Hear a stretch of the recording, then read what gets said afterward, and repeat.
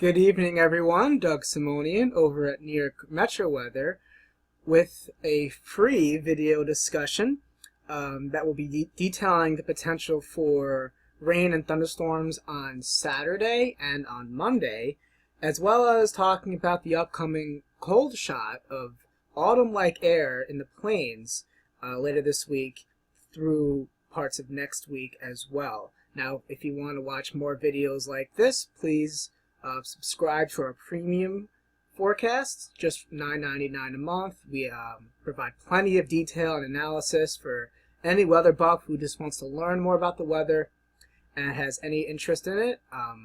We put a lot of hard work into it every day, and we really think you guys would enjoy our service. So let's get started with the video. This is today's European model.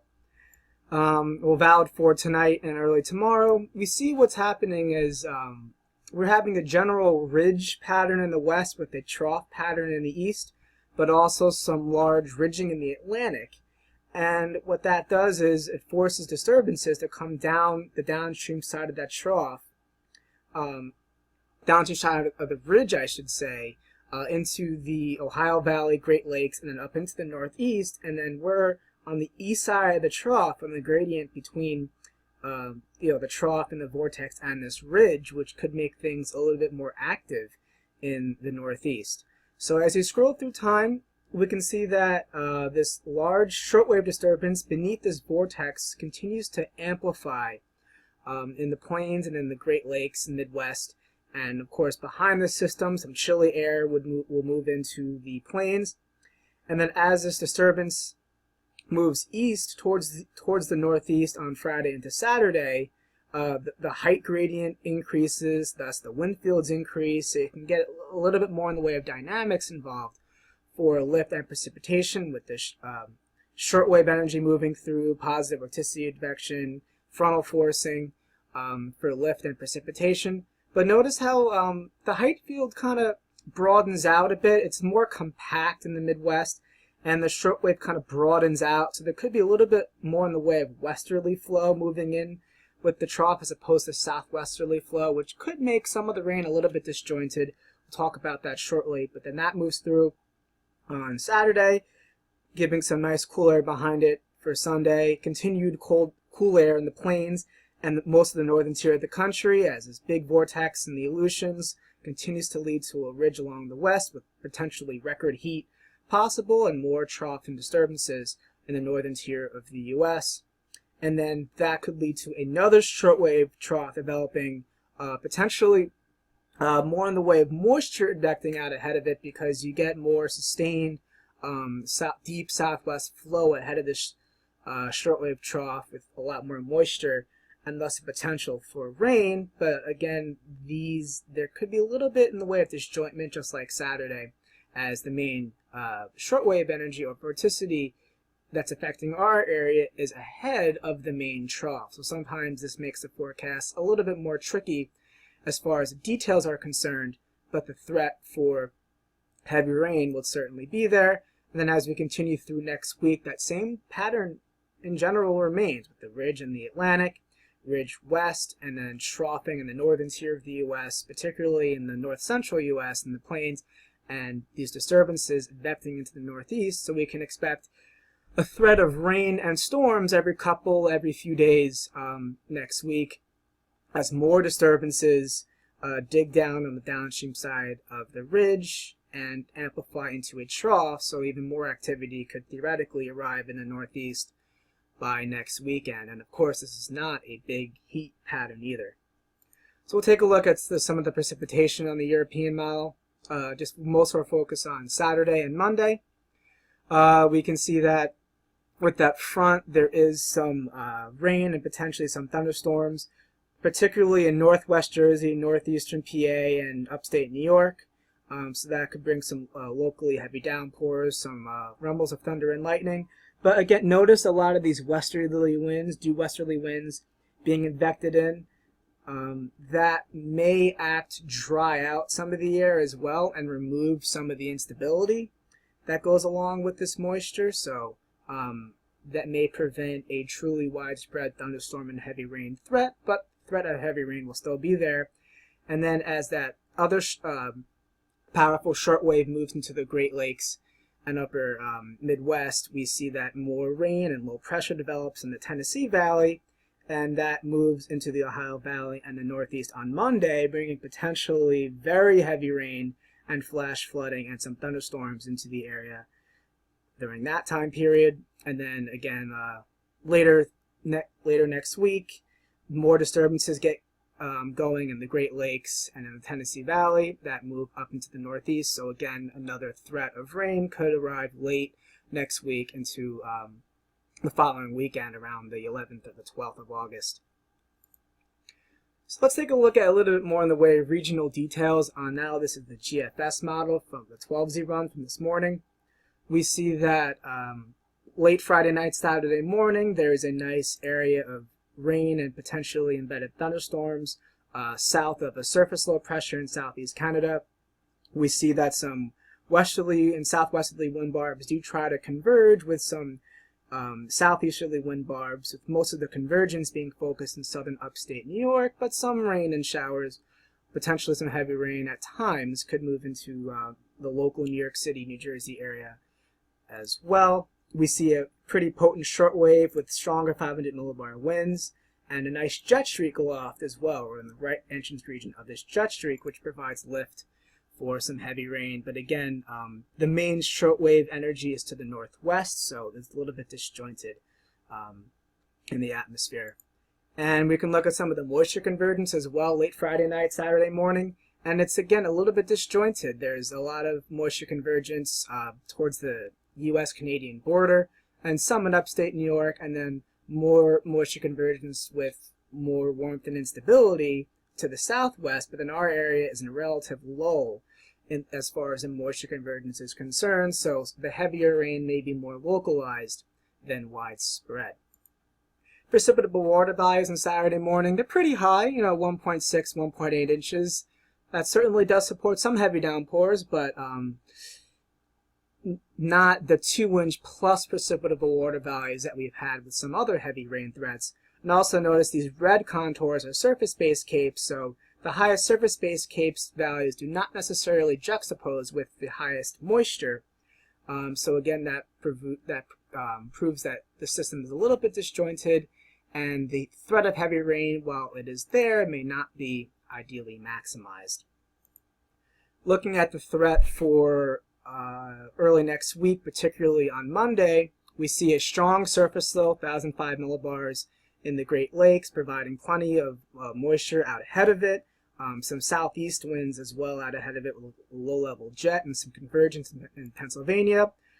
Really potent shortwave trough in the Great Lakes, but with some nice vorticity out ahead of that trough and southwest flow aloft, advecting plenty of moisture.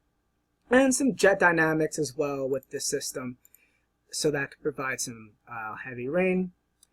And then 6 hours later, because of all of that low-level jet energy and that vorticity out ahead of the main trough, heavy rain gets focused in New York City and particularly parts of Long Island. Notice this convergence where you have lots of southerly winds and then they quickly turn slower and to the east. So that's where the convergence is being focused out ahead of that surface low. But again, it's a little bit disjointed with some vorticity and lead energy out ahead of the main energy. So while the heavy rain is certainly possible and there will be plenty of ingredients for it on Monday, the fact that it's disjointed may prevent some of the heaviest rain from reaching the entire area. And here's the 4-pound plot at the surface. For Monday, we see that there is certainly good low-level jet energy, streamlines coming in from the Atlantic. So that low-level jet provides more lift and moisture, as well as convergence as this low-level jet off the ocean slows down as it hits the land, which inherently provides frictional convergence for lift as well for precipitation. And then again, 6 hours later, it shows that that heavy rain was maximized over some parts of the immediate area. And then the main low-level jet moves a little bit off to the east, but clearly that convergence boundary is very well defined on the GFS for that time. And the precipitable water values for the system on Monday are much higher than for the system on Saturday. well over 2 inches, 2.2 to even up to 2.4 inches precipitable water value. So with a little bit of surface-based CAPE, not a whole lot of instability for severe weather, but enough instability that when combined with precipitable water values well over 2 inches, you can get plenty of tropical downpours if this were to verify. So it appears that the threat of heavy rain on Monday is higher than the threat of heavy rain is for Saturday. But of course, it's still 5 days away, so things could change between now and then. Here is the moisture convergence for the system on Monday, and it's very high and focused over the area, as would make sense considering the low-level jet energy is maximized over the Atlantic and then advecting into the area, so you have lots of moisture from the Atlantic that's converging frictionally with the land, so thus very high values of moisture convergence for heavy rain. But again, with the lead energy moving ahead of the main trough, that could prevent the very heavy rain totals that the GFS was advertising from truly being realized. Let's move on now to the potential for cool air, autumn-like air, moving into the north central plains, and a little bit more about the general synoptic weather pattern over the next week to 10 days. This is the European ensembles on tropical tidbits, valid for next week. We can see that the general ridge trough pattern is very much there, starting on Friday morning. As you scroll through time, that continues. Pretty stagnant wavelengths with this pattern. Ridge in the west, trough in the central parts of the U.S. and the east, with our local area being on that gradient between the ridge in the Atlantic and the trough in the Great Lakes. So us being on that gradient means it could be active. And then the coolest of the cool anomalies would, of course, stay to the northwest of our area in this pattern. And certainly could be a nice blast of autumn-like air, potentially being somewhat sustained in the north-central U.S. for a few days, and occasionally clipping the northeast once the frontal boundaries move through. But then with more southwest flow moving in ahead of these systems, warm air and moist air can move back into the area as well. And again, these troughs keep getting reinforced by the ridge west trough east pattern.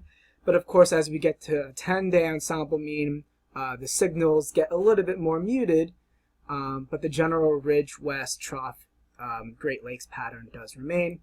We're going to look at the air and the 50 millibar temperature anomalies on the European ensemble mean. So obviously very chilly anomalies across most of the north-central U.S. on Thursday morning, and again on Friday morning. Very chilly air, potentially getting down into the 40s over a widespread area. And that air does get a little bit modified as it heads eastward due to some downsloping westerly flow, which makes sense. But some of that cool air does make it into southeast Canada and into parts of the northeast. Certainly could be refreshing on Sunday morning if anyone wants to go hiking in parts of the Adirondacks on Sunday. But then again, another blast of cool air gets reinforced by this heat ridge in the western U.S. Could be some record-breaking heat in the Pacific Northwest. And this cool shot of air dives down a little bit more southward, but is also very much evident in southeast Canada, whereas the immediate New York City area is kind of on the boundary between the heat and the cool air, thus potential for active weather. And then again, these cool troughs get reinforced later next week as well. So certainly multiple shots of cool autumn-like air are possible in the north-central U.S. And then just a cool little loop of the high-resolution NAM model for later this weekend, particularly for Thursday morning and Friday morning. We see the cool air moves into Minnesota, Minneapolis, only 50 degrees late Thursday morning, even into parts of Thursday afternoon, still holding in the 50s in Minneapolis, even with some sunshine. So it's certainly an impressively cool air mass for this time of year. And as you move through Thursday night and Friday morning, widespread lows in the 40s and low 50s are possible in those regions. So that's it. That about does it for this video. We hope you enjoyed this video. There are plenty other public updates on the website, including an article that will be released within the hour or so. And there may even be some activity in the tropics heating up over the next couple of weeks that we will be surely covering over the next few days. So we hope you enjoy the rest of your evening, and we'll talk to you guys soon. Take care.